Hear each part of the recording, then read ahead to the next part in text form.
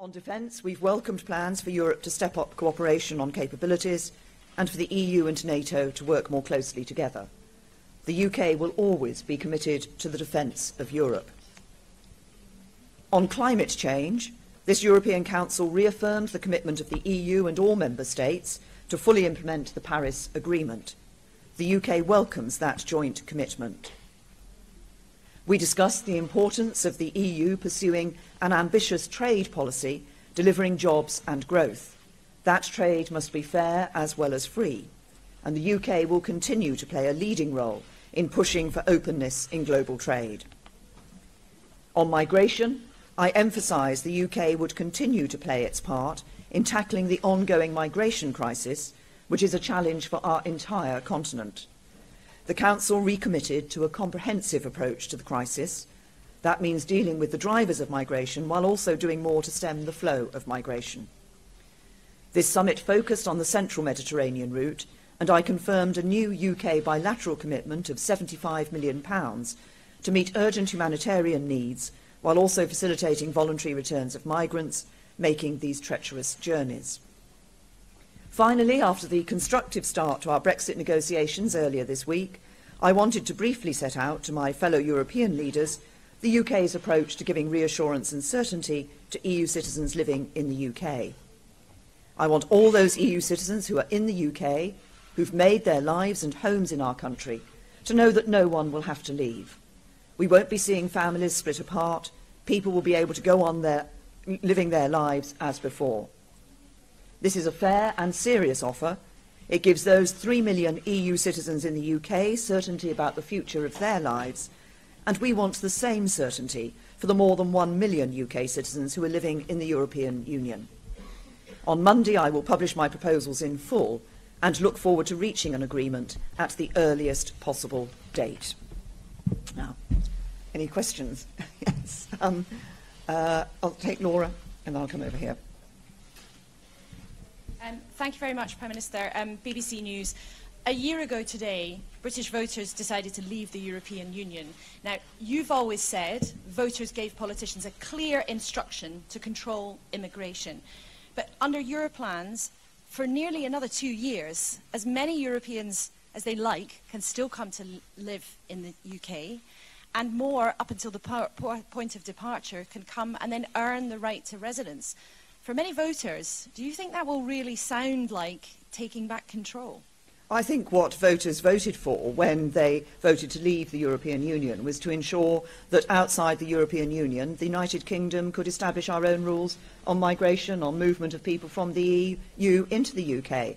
And that is exactly what we will be doing. And as was announced earlier this week in the Queen's speech in the government's programme, forthcoming programme for this 2-year session of Parliament, as well as the repeal bill, which will repeal the European Communities Act, we'll also be introducing a number of other bills which will be reflecting issues that we will be dealing with when we leave the European Union, and one of those will be an immigration bill. James. James Mates, ITV News. Prime Minister, you used the words fair and serious to describe this offer. Your fellow leaders this morning have used these words: insufficient, incomplete, below expectations, likely to worsen the situation, and only a first step. Are you going to have to go a lot further to get a deal on this? As I said, I remain of the view that this is a fair and serious offer, and let's be clear about what we're saying. What we're saying is that those citizens from EU countries who have come to the United Kingdom, who've made their lives and their homes in the United Kingdom, will be able to stay, and we will guarantee their rights in the United Kingdom. I think that's a very serious offer. There are some differences between that and the proposal the European Commission put out, and the matter will now go into the negotiations. I've said all along that I wanted this issue of citizens' rights to be one of the first issues addressed in the formal negotiations, and indeed it will be. Faisal.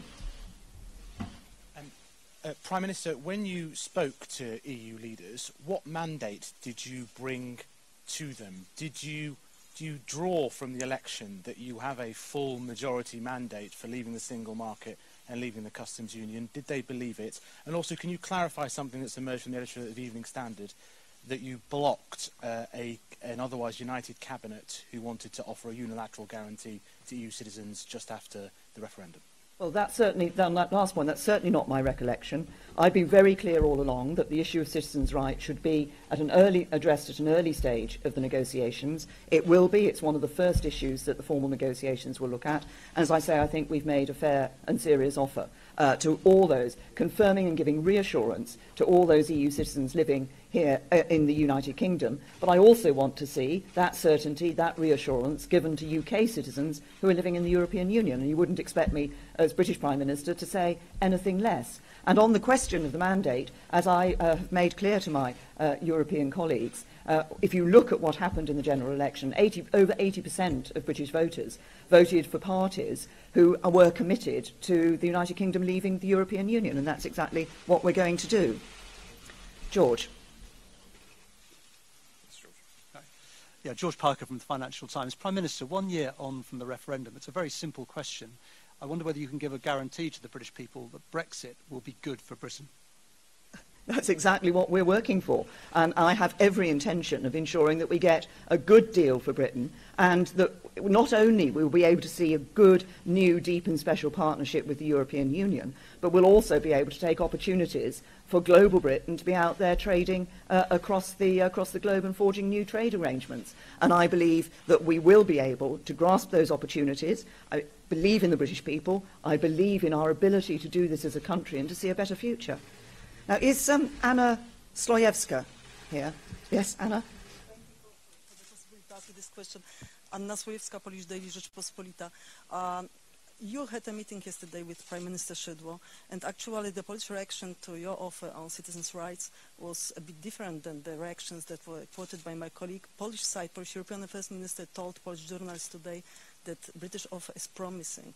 What was your impression after the meeting? Do you think that Poland, as the country of origin of the biggest number of EU citizens in the UK, could be a ally in this? And do you have an impression that for Poland the issue of ECJ is a crucial thing in these negotiations? Thank you.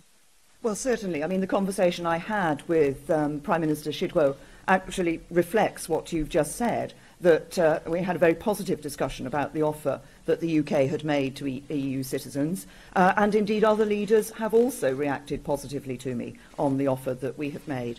The question of how we enforce the rights that we would be enshrining, as I say, we want to see a reciprocal deal for UK citizens in the EU, but the question of enforcement is, of course, one that will be taken into the negotiations. But from our point of view, these will be enforced, they'll be enshrined in UK law, they'll be enforced through the world highly respected UK courts.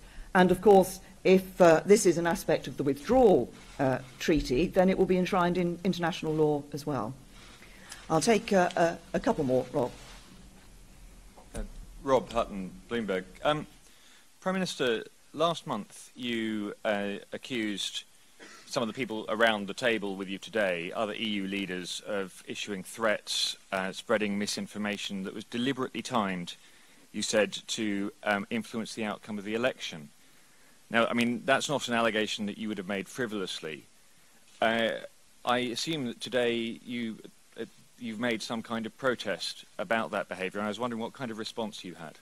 Well, if I could just clarify, Rob, if you recall when I made that statement, it was in response to certain comments that had been made after a dinner that had taken place in Downing Street, which actually didn't involve leaders of other European member states. But I was very clear that what we want to ensure when we go through these negotiations, and this is what we've seen from the start of the negotiations, and it's the atmosphere that we've had today in our discussions, both bilateral discussions I've had with other leaders and collectively around the table.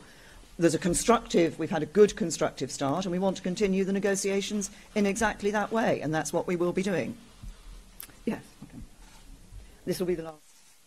Thank you very much, Prime Minister.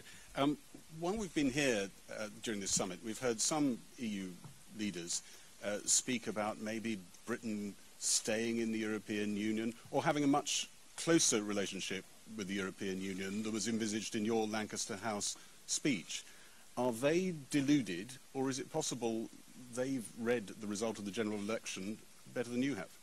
As I said, if you look at what happened in the election, over 80% of people voted for parties that were committed to respecting the vote that took place a year ago in the referendum, that the United Kingdom will leave the European Union.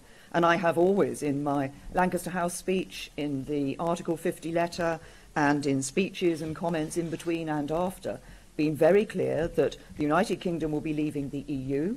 We will not be leaving Europe. We want a deep and special partnership to continue with the European Union, and we remain committed to playing our role in ensuring Europe's security and defence.